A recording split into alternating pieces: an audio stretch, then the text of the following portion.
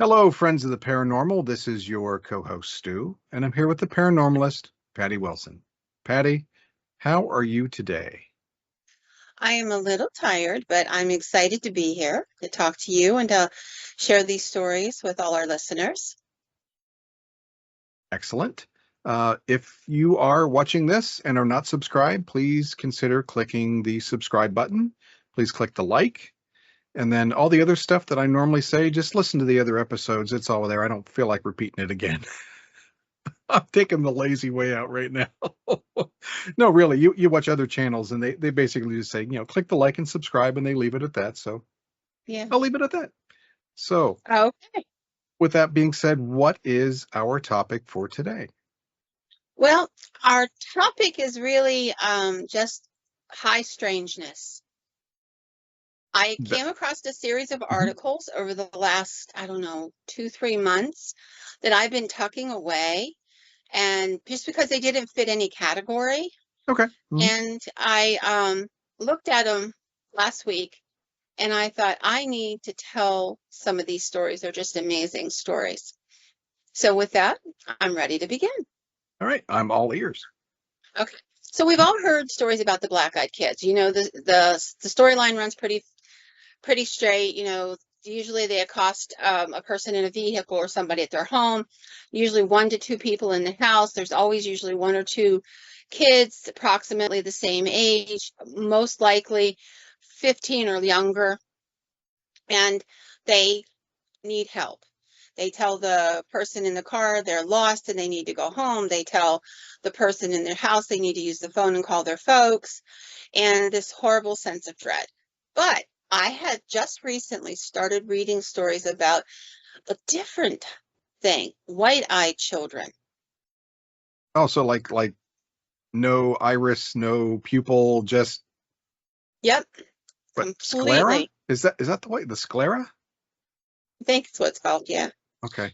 So I'm going to share a couple stories of that because I found, and there's some really interesting definitive marks that make these white-eyed children different. Some of it'll sound fairly similar, but there's a little bit of high strangeness going on here. So you'll check it out if we get through it. So the first story is about written by a gentleman from a town down south. This took place in approximately 2013. It's He lives in his little tiny hometown with his sister and her boyfriend, and he's kind of like renting a room from them.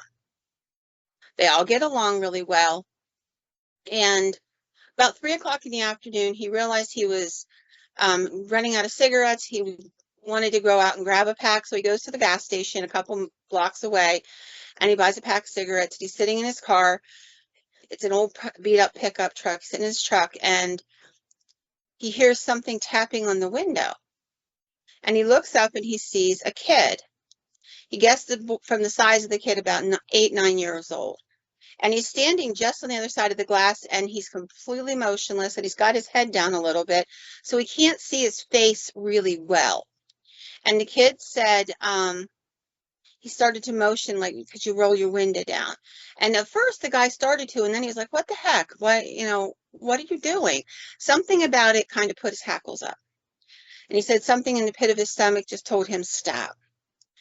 And so he opens the window just a crack and he says, what do you need, kid?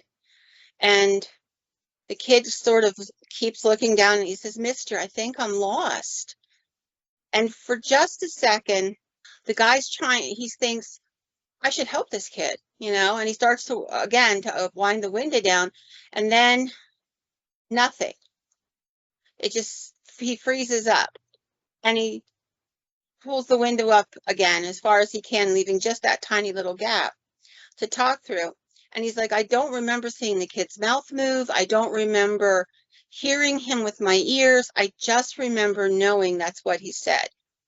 And he starts to kind of shake, like he's in terrible fright. And he says, where are your parents, kid?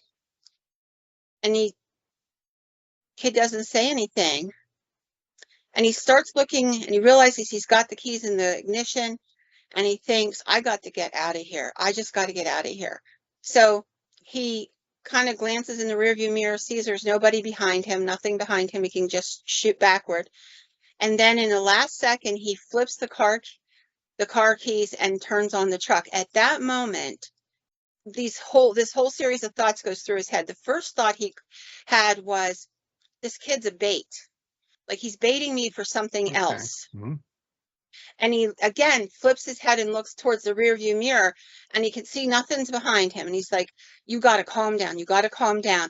And at just that quick, the kid flips his head up as if he's startled by what the guy's doing. And that's when he sees he's got pure white eyes. He's like, he says it's not like he had irises or anything. It's not like being blind when the pupils are just all covered in milky. He's like, this kid had white eyes. I mean, completely white eyes. His skin was different. I realized suddenly it was pale, almost translucent. And the kid begins to take his hands and slap the window, and he's screaming, you know, I need your help. Let me in. You've got to take me to my home. And the more he screams, the more it echoes inside this guy's head. And he describes it as, I don't think I heard it outside. I heard it in my head. And at that moment, he just kicks the truck over into reverse, and he shoots backward, turns around in the parking lot, and gets out. And he's still hears this voice screaming in his head. And he's not sure if the kid's following him or what's going on. He keeps looking. He doesn't see the kid. And about a block or two away, it stops. He hadn't even given any thought to like heading home. He had just wanted to get away. And he recognizes where he's at this point. And he's only a few blocks from home. So he turns the vehicle and he ends up going back to the house. He's sitting in the parking lot of the driveway of the house where he rents the room, and he's shaking all over. He can't catch his breath. He's absolutely terrified, and it's twilight. And that's when he looks down at his watch, because that was wrong. It was 3 o'clock in the afternoon, just 15 minutes ago. Now it's 7 o'clock at night. And he's like, what the hell happened? How could I have gone that long and not known what happened to me? Because he remembers pulling out around 3, glancing at the clock and saying, I better go grab those before my sister gets home.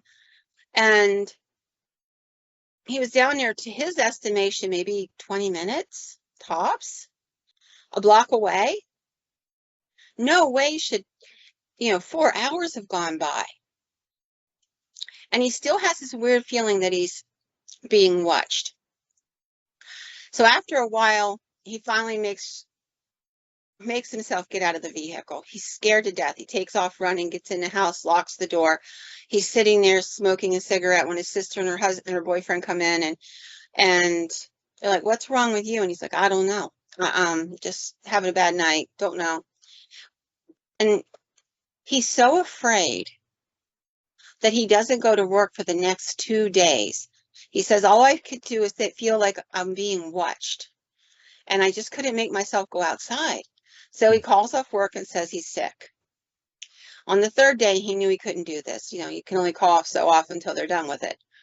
So he goes to work. He works in a hospital. He's an IT guy. And he packs his gun. He has a little handgun. He packs his handgun in a holster, takes it to work with him, takes the gun out of the holster, locks it in his truck, which is in a parking garage that is provided for them by the hospital, and it has security.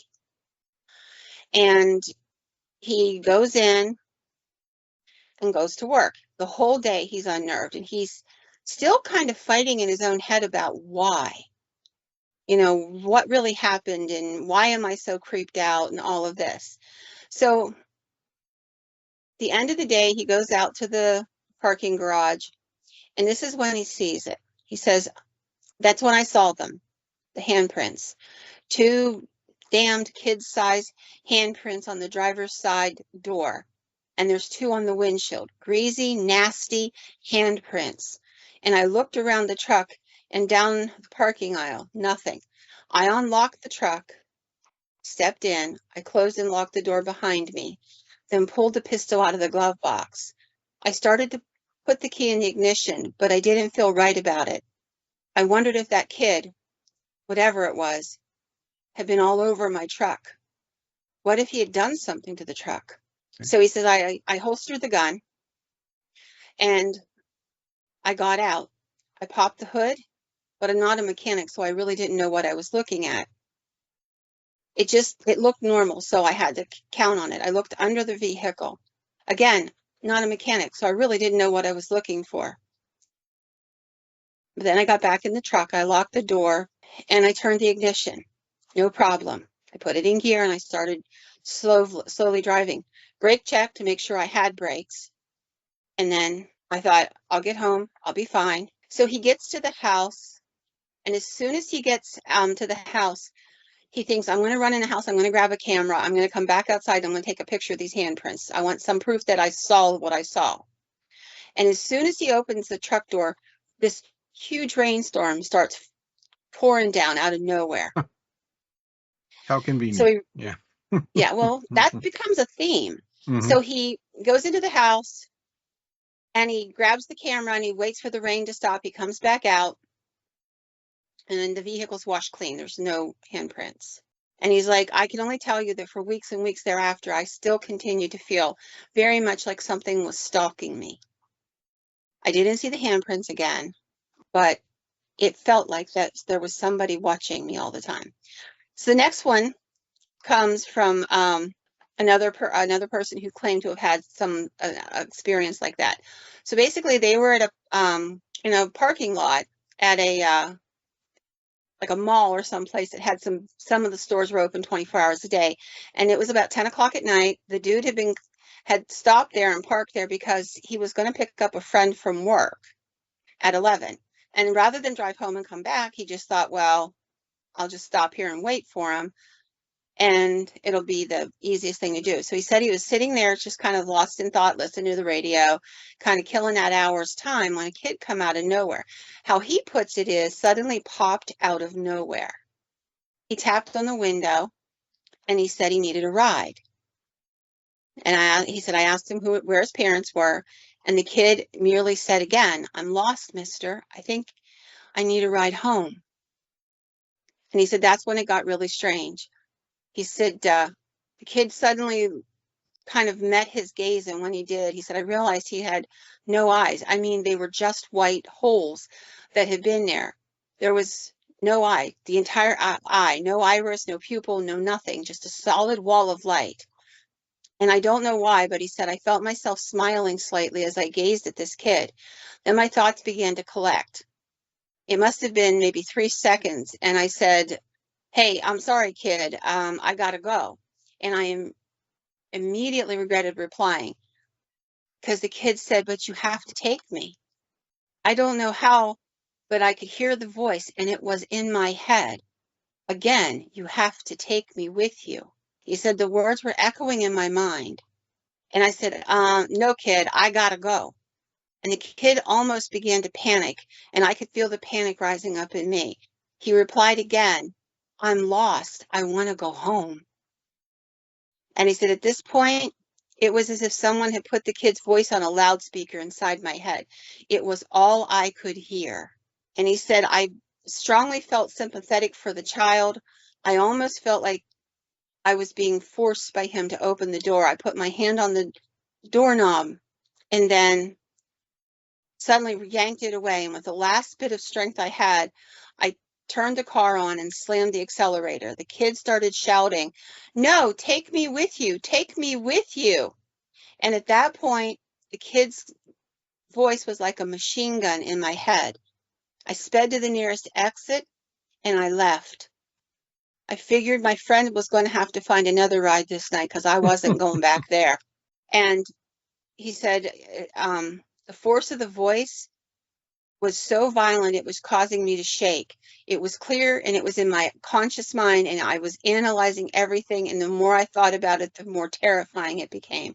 He said, as he starts to get close to his apartment, a strange thunderstorm blew up out of nowhere.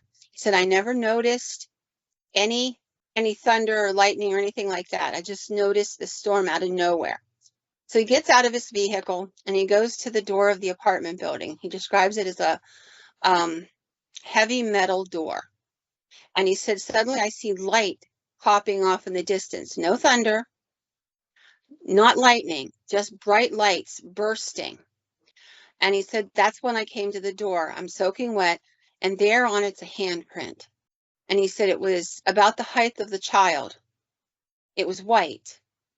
And he said it looked like it had been painted onto the door. And he said, I touched it, and I looked at my hand, and I looked again, and there was nothing on my fingers, but you could see it was wet, and it was beginning to run, like if you would dump water over a freshly painted surface. It's sort of dribbling and running down the side of the door, kind of melting the handprint as it went. And he said it was completely soaked with water, and when I touched it again, it began to just disappear. And he said, I realized it vanished in a couple seconds, and nobody was ever going to believe that's what I saw in the door. But when I got inside the apartment, I made my way inside and I locked the door. And I know in my heart and my soul, whatever it was not human. So again, there's some things that are normal. So with the black-eyed children, they seem to need a ride somewhere. They need permission to enter. And I came across about 6 more accounts of these white-eyed kids. And these white-eyed kid stories have some really interesting things.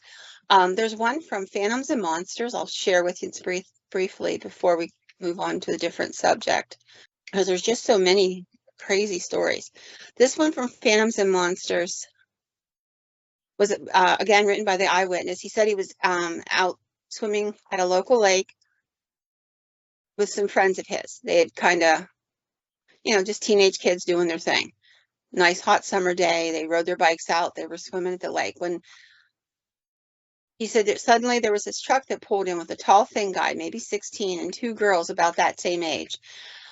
They arrived and they pulled up really quick.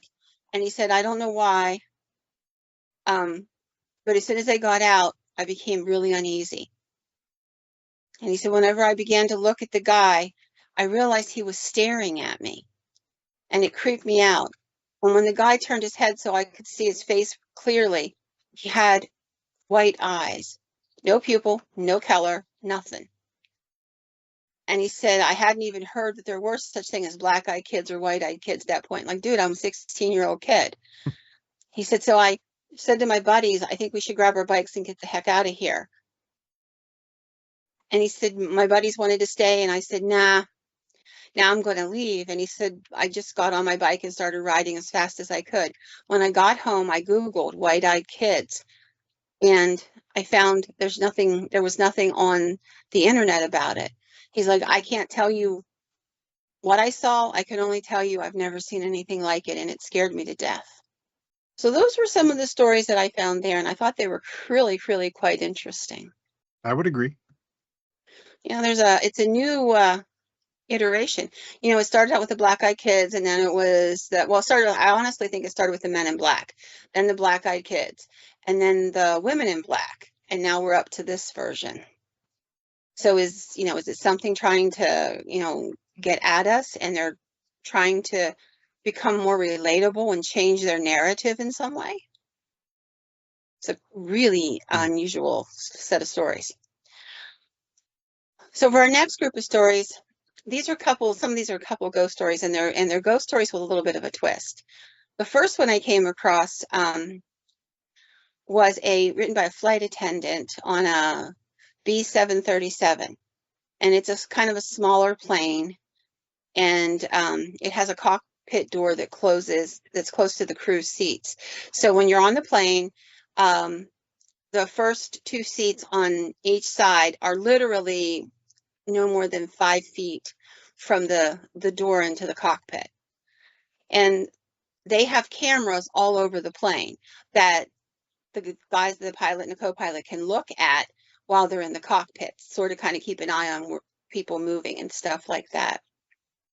And he said, this is like the woman who's telling the story, she was the stewardess on this plane. She said she was, getting people settled, and they're getting drinks and doing the stuff that they're normally doing. And sitting in the 2 seats right behind the pilots, and on those 2 first seats on each side, were 2 other pilots on each side. They were deadheading back home, and they had caught a flight with this plane. So she wasn't really paying a whole lot of attention to the pilots, the 4 pilots that are sitting there, until her pilot in the cockpit radios back and says to her, "What are the kids doing on the floor?" And she's walking forward, talking on a little walkie that's on her, hooked to her lapel. And she's like, "Where are you talking about?" And they're like, "Right outside the door. Why are you letting those kids play on the floor?" And she's like, "There's no kids on the floor, sir." And the co-pilot comes on. He's like, "Come on. We're watching them in the camera. There's 2 kids on the floor right outside the door. That area needs to stay cleared." And again, she says, "Sir, there's no kids on the floor." And she's looking at it, and she's literally standing maybe 6 feet away. And one of the pilots that's sitting in the seats there looks up and says, "Is there a problem?" And she says, "I don't know." And again, the co-pilot comes on and he says, "I'm telling you, get those kids off the floor. We need to have a clear walkway." And the pilot's looking at her and he's like, "What kids?" And she says, "I don't know, sir."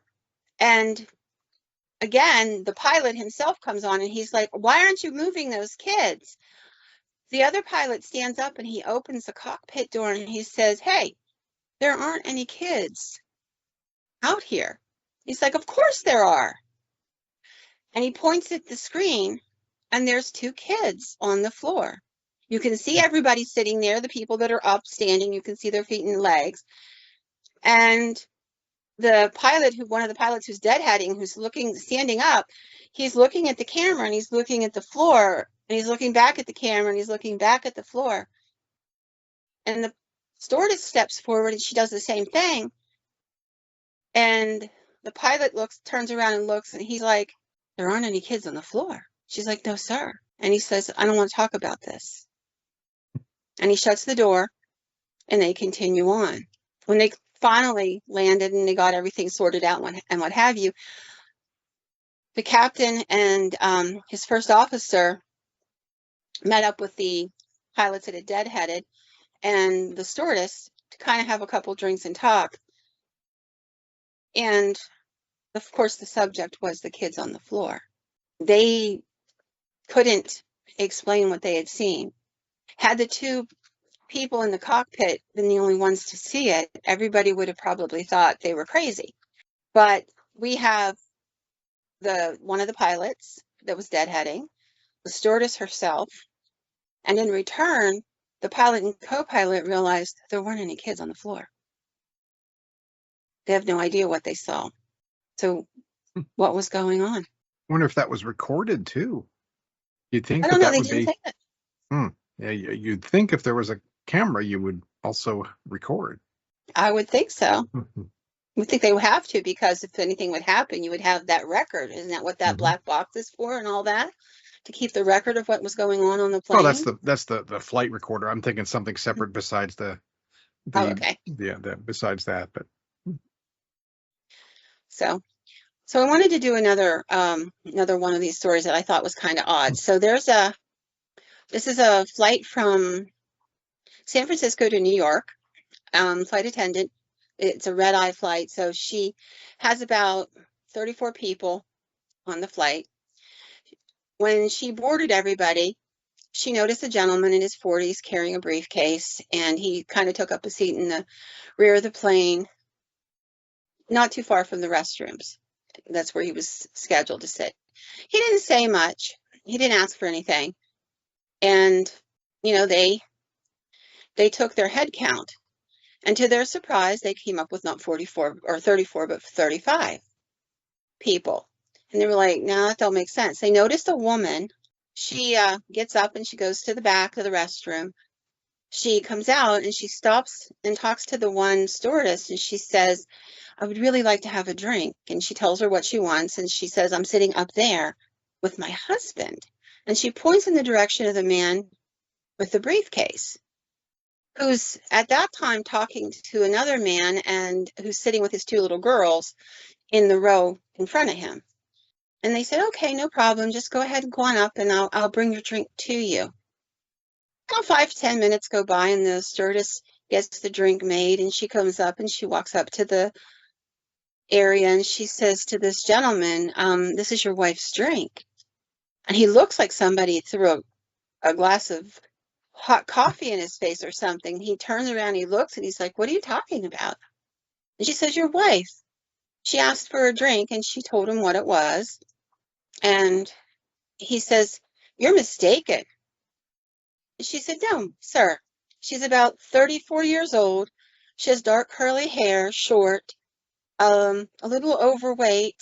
And she begins to describe this woman. And he looks terrified or shocked. And he says, I don't know what kind of joke you're playing, but it's not very funny. And she said, sir, I'm not trying to play a joke. Could I leave the drink sitting here for your wife? And he said, no, no, no, you can't. And she's like, okay, sir, I don't want to upset you, but I don't understand. He says, let me tell you something. My wife died in San Francisco 3 days ago. I'm bringing her body back to bury her. She's in an urn in the baggage compartment. I have no wife. I don't know who or what you think you saw, but it wasn't my wife. And she said, I went back and I talked to the other waitress or the other stewardess on the flight, and I said, count the heads again. And they counted them. There were 34. When they got them off the plane, they counted them, and there were 34. When they got to the gate, she said to the staff there, please count them as they come through the gate. 34. She said, how is it that when we counted them entering and boarding, it was 35? And just in case somebody's thinking, well, maybe they were hiding in the bathroom, that was something that they also checked. They checked the plane to make sure nobody was hiding on the plane. It's an interesting little story. I think that story kind of spoke to me because I had something happen when I was a CNA. I've told the story before, but I'll tell it again really briefly. I had a lady who was was in a severe shape with Alzheimer's. And at this point, she was talking to dead people all the time. Like she was talking to her mom and her dad and people that weren't there anymore. But she was reliving conversations and things that happened to her when she was young, right? Right. And on this one day, she began talking to this guy named Leland. I never heard the name Leland before, and in conjunction with her. When I had taken that job, I had been told there's a beautiful big cedar chest in the one corner of the living room of her little apartment, and I was told to never touch the cedar chest. Leave it alone at all cost. Not a problem. So she would often talk at the cedar chest, but on this day, she's having a conversation that's really odd. And it went something like this. She got really agitated and she goes, oh, Leland, I would never do that. And whatever's going on, she's hearing and seeing. And I'm thinking she's just hallucinating because that's what she did most of the time, was just hallucinate. And she's like, I would never tell them to do that. Cremate you? No, Leland, I swear I would never let that happen. And she's getting really agitated and she's yelling at this Leland and trying to justify that she would not have done this. And so I'm thinking, okay, it's about time to calm this situation down. So I said to her, hey, Annie, it's time for lunch. Why don't we get ready to get up for lunch? And so I distract her. I kind of put her into the wheelchair because she was sitting in a recliner. And I get her to the kitchen and she has lunch. Her son comes in. He's a businessman, and he says, how's mom doing today? And I said, oh, she's doing much better now. She's all calmed down. He goes, calm down. I'm like, yeah, she was having a conversation with somebody and, like she does. And she got really agitated. And he's like, who? And I'm like, I don't know. I never heard this one's name before. She called him Leland. And he goes, Leland. And he looked like he didn't know whether to shit or run. I mean, seriously, there's this bizarre look on his face, and he took off and he ran out the door. It's a guy in his 60s, and normally was very pleasant and amiable and would talk. And then about an hour and a half later, he came in through the garage, and he says to me, come here, come out here with me. So I make sure his mom's okay for a minute, and then I step into the garage area, and I'm like, what's going on? And he's sitting on a pile of tires in the garage. He said, tell me that story again. And I said, well, she was talking to this guy named Leland, always looking over at the cedar chest. And he goes, the cedar chest. I'm like, yeah, the cedar chest. Like, I'm thinking, what's the big deal? But that's what she was talking to, the cedar chest. I said, and she had this conversation about how she would have never let him be cremated. And he looks sick. I mean, really sick. And he tells me this crazy story. Well, I had only known that she had been married once to the man who was the father of her two sons. Hmm. That's all I'd ever seen presented. And like there was a wedding photograph above her fireplace, that kind of stuff, but it was all the same guy. Well, it turned out that just before she got sick with the Alzheimer's, she had married another man. I mean, her husband had been dead for years and years, so she had remarried a man named Leland. At the this time she gets diagnosed with the Alzheimer's, um, her family doesn't know if she's going to require a great deal of nursing home staff or what have you. And so they have whatever money she has, they want to hold on to it. And Leland wasn't well to do either. So when Leland died suddenly of a heart attack, he didn't leave a will. He didn't leave any money to bury him or any of this. And so the two boys, her sons, and the daughter-in-law of the one who was married had come up with a plan to cremate him because they didn't want to waste the money on a big funeral for somebody when they knew they might need it to take care of their mother. And it was her retirement that her husband had left her. Hmm. So they had him cremated. They lied to her and told her that they had had him buried while she was in the hospital, and he was in the cedar chest. So this businessman says to me, the reason I ran out is I had to call my brother and my wife. I wanted to make sure neither one of them had ever mentioned Leland to you. And they confirmed that they had not. I mean, most of my conversations with them were how's mom and, you know, it's really cold out today or boy, it's hot, whatever the weather was, you know. That was pretty much the Hmm. only conversation I ever had with any of them. I don't know. I mean, you have to admit the circumstances around that conversation. Yep, she had Alzheimer's and yep, she hallucinated. I won't deny that for a minute. But that conversation was a little different. That's, that story kind of reminded me of that. I don't think, and you have told that before, but I mean, you could tell it again. I love to hear that story. The how did that make you feel though, being in that situation? Well, I mean, I've been around the paranormal for so long. On one hand, it was like a little creepy, I'm not going to lie. But on the other hand, there's also something kind of sweet or endearing about the fact that I'm grateful for the fact that when we die, we don't stop existing. There's a part of us that still exists, you know? I wasn't terrified. I was kind of more of like, whoa, wow, now isn't that an interesting turn of events kind of a deal. Yeah, when I experience something paranormal, and it's not an everyday occurrence, Right. I will. Well, number one, Mrs. Stu always knows when something because I'll walk up and she'll look at me. She says, "What happened?" Because I guess I got that look on my face, and I'll have Right. my hackles will go up, all the hair on my arms will be standing straight up or anything. But I kind of feel exhilarated when it happens. So Yeah. that's I can kind of understand.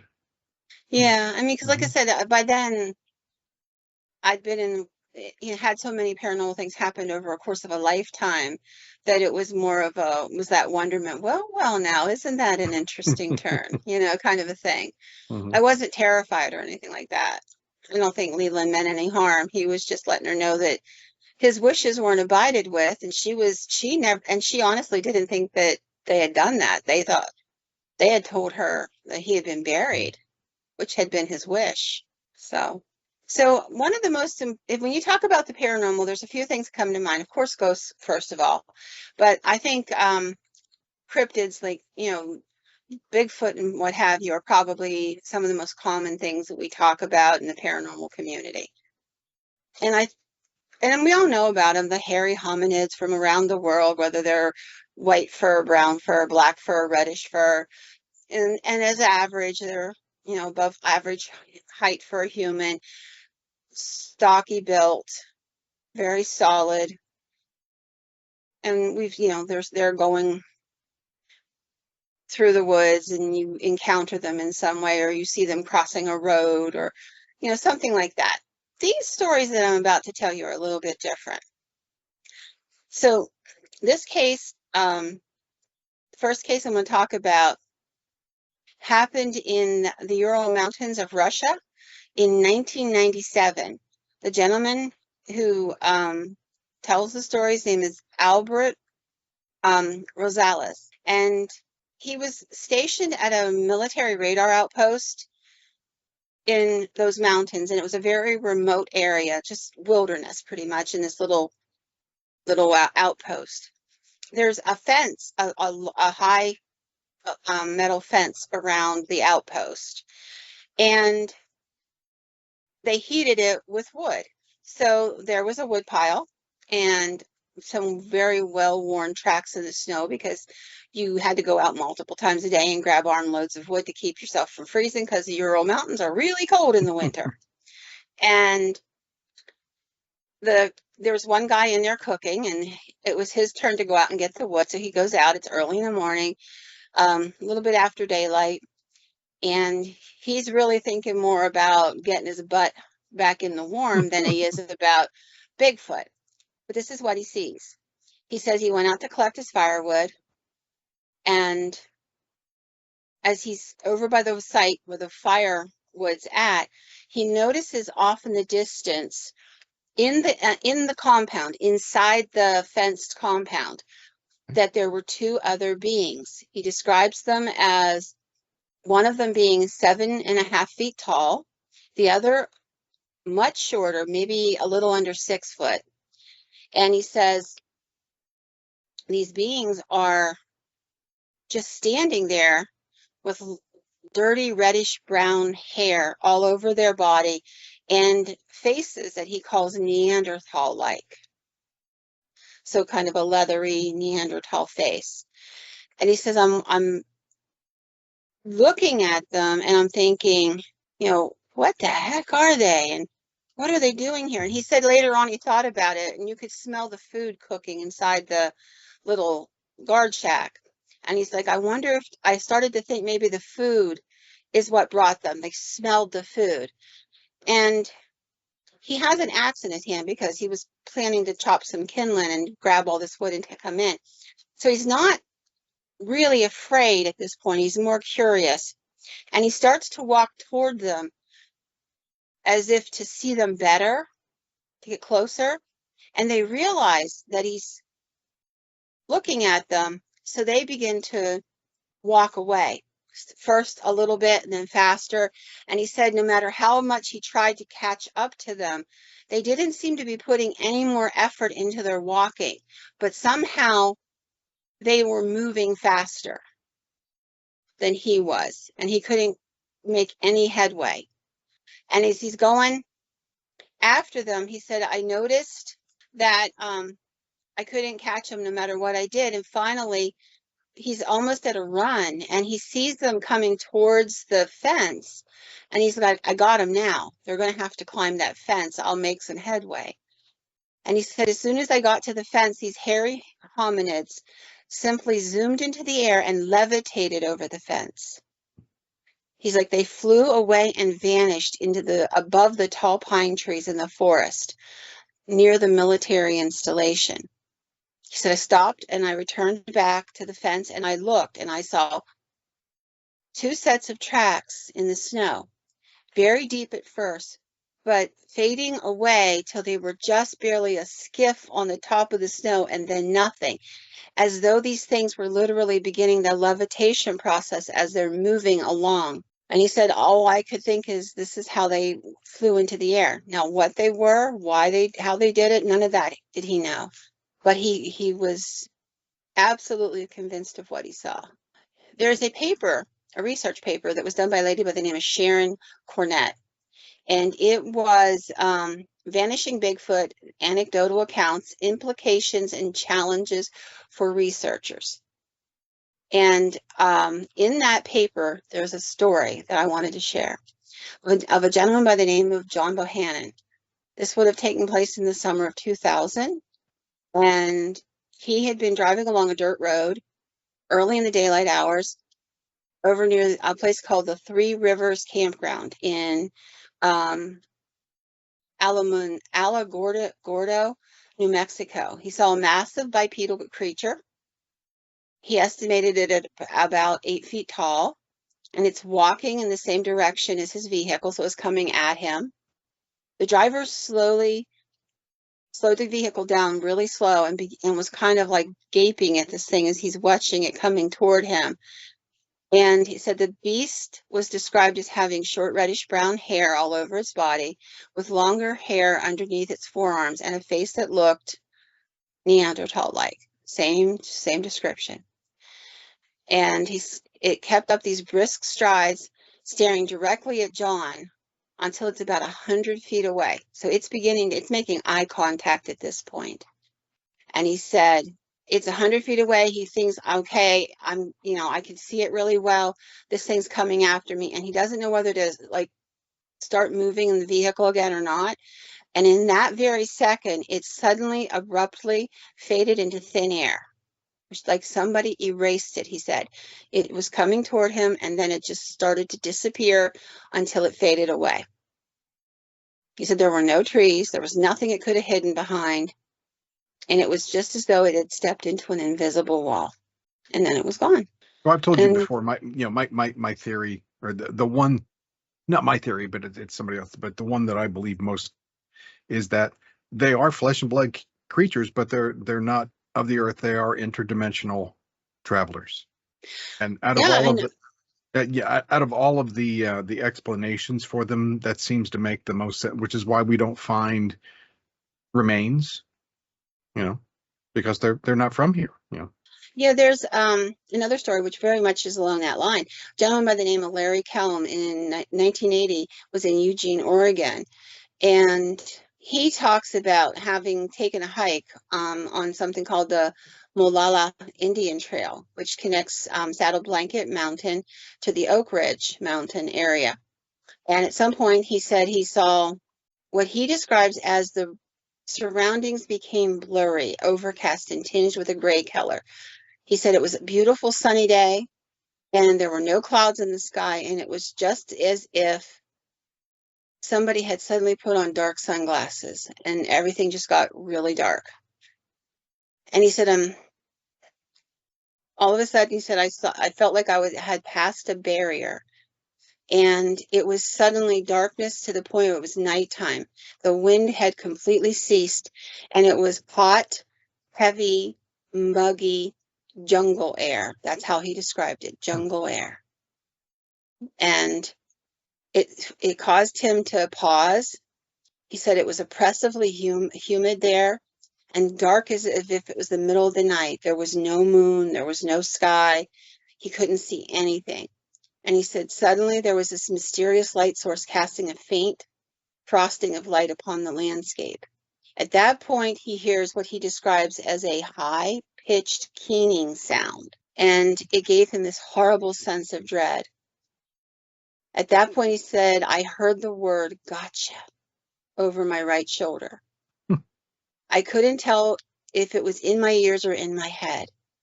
And I knew it wasn't directed at me, but I had heard the word itself quietly, and it terrified me. I felt my heart stop. And it's probably that word, he says, that saved his life, because he paused when he heard it. And he said, I opened my mouth and gasped, and this huge gush of thick, humid, rotting air hit my face, and I recoiled backward a couple steps. And that's when I realized I had entered something. And I threw myself backward faster. And I looked over my right shoulder, and I saw a black-colored, hairy right hand and arm reaching out from my throat around my right shoulder. The hand was pale with ivory spade-shaped fingernails. They were clean and almost manicured looking. The thumb was low on the wrist, not a human hand. Both hand and arm were thin and powerful, and they were covered with black, coarse hair. I got a good look at it because the thumbnail grazed my cheek. It didn't break the skin, but it caused me to winch. And I moved backwards even more. I continued going backward, the hand clutching where my neck had only been a second earlier. And it seemed to fade off into the distance as I returned back through the portal. As soon as I had scampered back several steps, I found myself back on the cool mountain trail. The air was sweet, the wind was blowing, it was summer, and sunshine was going, and I knew that I had entered something.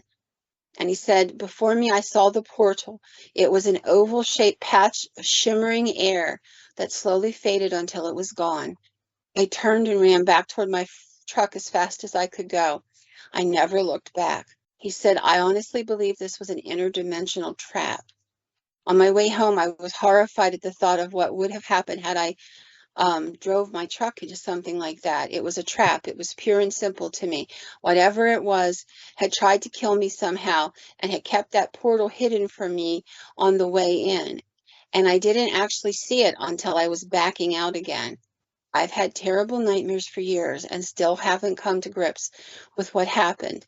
My fingers are trembling and my hair is standing up at the nape of my neck, even as I write this. So your theory holds some weight, and that they maybe set traps for people in that way. Hmm. And I just thought that was a really interesting. Maybe that's one of the things that happens to people when they disappear in, the wilderness, one of the 411 stories, and they just walk through one of those portals. And to that end, I'm going to add another story. This is a Reddit story from a woman who wrote it. And she said, this happened to my mother when she was 15 years old. She was living in a small village in an isolated part of a European area. And she said, I don't want to tell you anything more about that. My mother wouldn't like me to. But she said, every morning, my mom would and the girls from the village would go out into the woods and try to gather up whatever wood they could find to help get the kitchen fire going for breakfast, or they'd get out early in the morning and do it. And this had been something that had happened many, many, many times. So on this morning, her mom woke her up and told her to go out to the woods and see what she could gather up because she needed to get a fire going so they could get some breakfast cooked. And she said the other girls were waiting outside for my mom, like they always did. They kind of went out in a little group so that, they were safer that way. And they would make jokes or sing and tell stories and talk about the boys in the village and, just normal stuff that a teenage girl would do as they moved along. She said my mom was following the other girls up the trail and her skirt caught on a bush. So she didn't want to rip it. Obviously, they were not well-to-do people. So she paused to free her skirt. And she said that was when she woke up. And she was, 1 minute, she's standing there in the village, with the village girls up in the mountains. And then she catches her skirt. And when she pulls her skirt free, she describes it as waking up. She said, my mother said there were no girls. She was alone in the mountain in the middle of the night all by herself. She said she didn't remember anything after she woke up until she was returned to her parents' house. A shepherd man had found my mom after she had fainted, and he carried her back down to the village where he asked if this girl belonged there. She was so traumatized by whatever happened to her, she didn't speak for quite a while. Several months, in fact. And she said that her mother's hair fell out. She said, I don't know why, but my mother was convinced that she had entered something and been separated from those girls. And whatever had happened, it had tricked her by catching her skirt and looking like a twig. So she would have to pause and be separated. Which, something like that, that could explain other stories you've told before, like the kids walking behind and all of a sudden they turn around and no kid, just. Yep. And there seems to be a lot of these stories. So I found another one. It was a person was talking about, she was about 11 years old. She lived She was visiting her grandparents in the Big Bear Lake area of California. They lived in a little house up on the lake, and every year, multiple times a year, family would go up and visit with the grandparents, and they'd take a few days vacation and what have you. And on this particular outing, this kid was walking with her brother, or excuse me, her uncle and her dad. And they had done this multiple times. Like they all knew the trails up there really well. They did this multiple times a year. And they were walking along the trail, and they were, always in view. They kept her in view the whole time. And she said, all of a sudden, I got scared and I said to my dad, I want to go back. I want to go back. And he said, well, we're only 10 minutes away from the cabin. Just go walk down the lane. How many times have the stories said they were within a few hundred feet of a campsite or what have you? And so all they had to do is walk around the turn or something like that. So her dad says to her, go ahead and walk back down to grandma's house, to the grandparents' house. She said, I started walking and I didn't think too much about it. But then suddenly I looked up and I couldn't recognize where I was. I thought maybe I took a wrong turn somewhere. But there aren't really any turns on the path. It's just woods and there's a path cut through it. She said I couldn't explain it, but it looked like it just went on forever. And I looked at my watch and I realized I've been walking for almost 15 minutes already, and it was only a 10-minute walk. I couldn't explain it. There was no wildlife. There were no sounds of the animals. There was no wind. There was nothing. Just this strange stillness. 10 minutes further down, and she still couldn't find where she was. Nothing looks familiar. Now she's been walking at least 15, 20 minutes. And she kept walking, and the path just kept winding downhill. She couldn't explain it. It shouldn't have taken this long. She kept walking, because at this point she doesn't know what else to do. Just got to keep going down the hill. That's all there is. That's only one path. So she keeps going. And finally, she said, I recognized something. I was at the edge of a street. It was a street a couple streets away from my grandparents' home. But I had seen this street before. I knew how to get from here to my grandparents' house. So I started walking, and I got to the house, and my uncle and my dad were sitting on the porch. And I thought, how could that be? You would have had to have passed me. And they were looking worried, and they said, what is wrong with you? Where have you been? You've been gone for so long. And I said to my dad, I've been walking for a little while. I got lost. And he said, how could you have been walking all that time? And that's when I looked at my watch and realized that 5 hours had gone by. And I just thought that was an interesting little story. And there's a story here that actually came from a missing 411 book story. This is called, took place in Ontario, Canada. Young man who grew up in southern Ontario. He lived in the woods his whole life. He knew this area like the back of his hand. And again, he's very similar in some ways. He was walking. It's about 11 o'clock in the morning, and suddenly everything shifts and it doesn't look familiar. Like he knows this trail. He's been on it. But suddenly everything in front of him looks weird, confusing. And he hears a bell ringing. And he's like, I don't understand. There shouldn't be anything up here to ring a bell. Like there's no church steeple. There's no chimes, nothing like that. So it's like I didn't have any choice. I had to keep going. I knew where I was. There was a lake, and there was a path that I'm walking, and then you could see the 3 other sides of this little lake. I knew exactly where I was, except it didn't make any sense. Nothing looked familiar. And then I heard the voice. It seemed to me to be a child's voice. It was calling my name, light and sweet. It seemed to flow with the wind.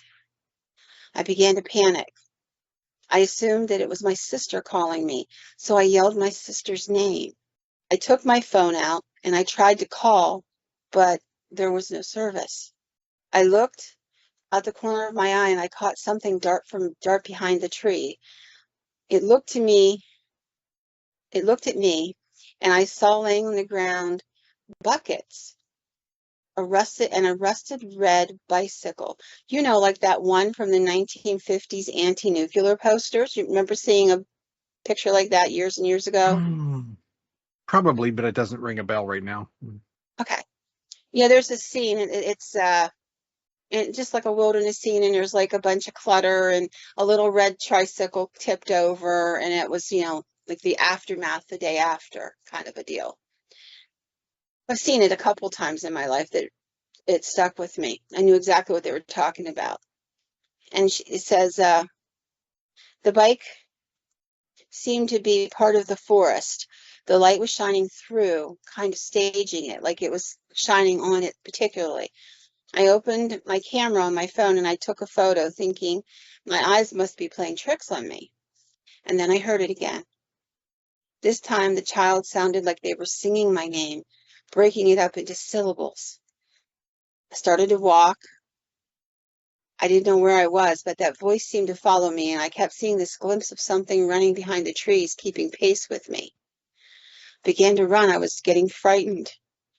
After about 15 minutes of running, things began to look familiar. I ran down this massive hill, and the trees started to become open and brighter. I saw something move again. I slowed down, but I was afraid to look behind me.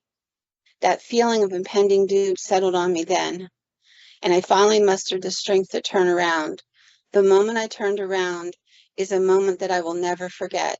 I turned behind me, and through the trees I saw my house, as if I had been running away from my house the entire time, thinking that I must have been turned around somehow, and absolutely terrified of the idea of running back into that forest.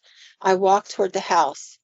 I was maybe 100 feet from the house when I heard a spine-chilling shriek come from the forest behind me, similar to the one on the mountain, like a mountain lion screaming or raccoons fighting, but much too loud. And it was coming from not just one place, but from all over the woods behind me. It made me run, and I wouldn't look back. As soon as I entered the house, I came face to face with my father, who was sitting at the kitchen table. I looked at the clock on the wall, and I saw it was 4:45. I have no idea where I'd been for over 5 hours. All I remember is it took me 30 minutes to get home. And the pictures I took, they were gone. Interesting little story, isn't it? Yes. You know? Yeah. So I want to end with one last story. This story is a little different. And some people have probably heard of it, but I wanted to tell it in case, because I think there's a lot of people who wouldn't have known this story today.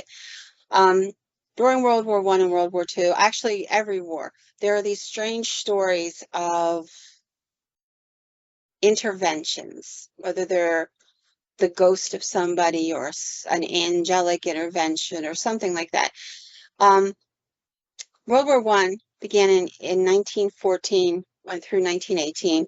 It was fought mostly all through Europe, and I'm not going to get into all the different powers that be and what have you, but one of the most famous battles was the Battle of Mons in Belgium in 1914.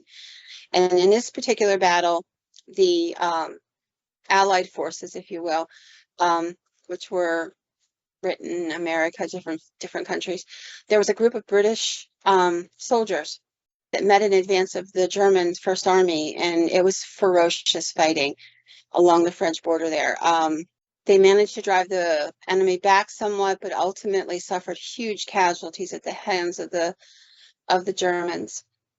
And on August, it was August of 1914, there was this huge onslaught of suffering that came forward as the fighting got hot. The Germans were persistent and they were overwhelming. They hobbled the French allies. The British finally had to retreat.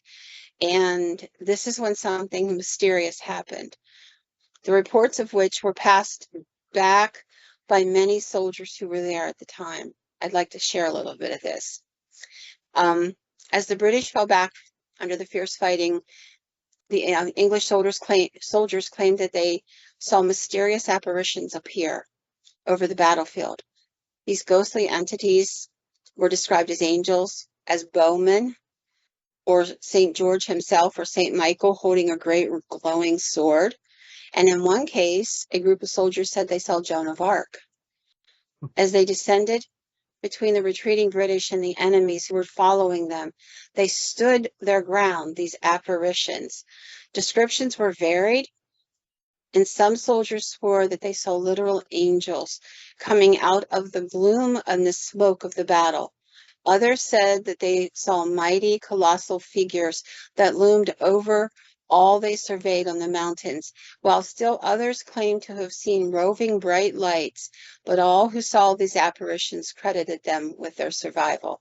They stated that these apparitions turned the Germans back.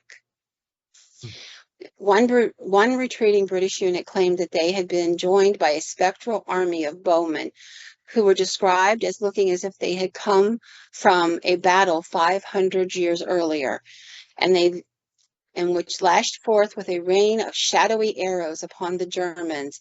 It was even claimed that German prisoners would later corroborate these claims, saying that they had been confronted by ancient warriors wielding bows and arrows and dressed in armor. Hundreds of dead Germans were later allegedly found strewn across the battlefield with no visible wounds, leading to the Germans stating that they believed that these men must have died of poison gas. Although I'm sure they should have been able to tell, because mustard gas was a pretty horrendous thing. Other reports talked of giant winged entities that bloomed out of the smoke and frightened the Germans as the British fled to safety. One corporal told a nurse quite plainly in the mid-air strange lights which seemed to be quite distinctly outlined, and was not a reflection of the moon nor of any of the clouds. The light became brighter, and I could see quite distinctly three shapes, one in the center having what looked to be outspread wings. The other two were not so large, but were quite plainly distinct from the center one. They were above the German line facing us. We stood watching them for 3/4 of an hour. All the men with me saw them. I have a record of 15 years good service, and I should be very sorry to make fool of myself by telling such a story to please anyone. This is what he told the nurse. In other reports, the soldiers told of glowing angels, male and female, dressed in white, appearing to them and guiding their way.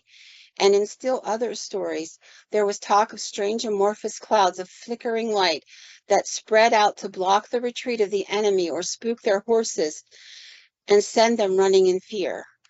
Many captured Germans would later allegedly concur that something strange had been going on, reporting seeing entities themselves roaming about and claiming they were unable to be shot or killed with conventional weapons.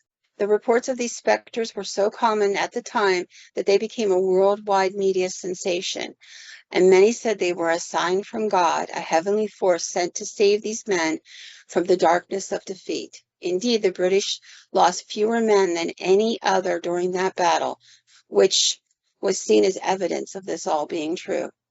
Before long, the angels of Mon, as they were known, became told as truth. Before long, the reports of them were heavily used by the Allied media in illustration of the fact that their cause was righteous, and God himself had faced the evil Germans and turned them aside. There are stories in every war of things like this. I could tell you during the American Civil War, there's a story from West Virginia of phantom angels riding phantom horses coming across the sky and breaking up a battle and freeing these men to flee. In the first Desert Storm, there's this bizarre story I heard from a veteran who was there. And he talked about as they were moving in towards their enemy, the American soldiers, the strange storm blew up, and it created a whirlwind of sand. It didn't hit the men, but it danced around them for miles, affording them protection because anybody on the other side couldn't see the soldiers, only the sandstorm.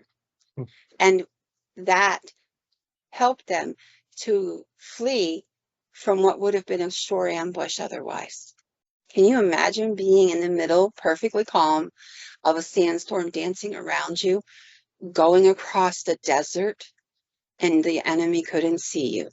Every war has these stories. You go back 1,000 years, you'll find them. And I bet if you went to the Ukraine, you would hear them, or to Russia, you would hear them. They're everywhere. I don't know what they are. Perhaps they are angelic intervention. I don't know. But I thought it was a really interesting story and a good way to end this. So for all of you who have stayed to the end, thank you for listening and good night.